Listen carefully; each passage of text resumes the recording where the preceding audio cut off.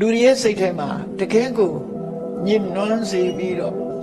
စဉ်းစားဉာဏ်ကိုအပြော့သွားစေတယ်အသိဉာဏ်တွေကိုတုံးသွားစေတဲ့အကြောင်းတရားတွေကပါလေတော့ဆိုနံပါတ်1ကကာမိဆန္ဒပြောခြင်းပါခြင်းနဲ့စိတ်ကာမဂုဏ်အာယုခံစားခြင်းနဲ့လောဘအဲ့ဒီကာမိဆန္ဒဆိုတာအသိဉာဏ်ကိုရောပါသွားစေတယ်လူရဲ့စိတ်ထဲမှာကောင်းတဲ့စိတ်တွေဖြစ်ဖို့ရမရှိဘူးတဲ့သူဝင်နေလို့ရှိရင်အလုံးသူကဆုတ်ပိတ်တာ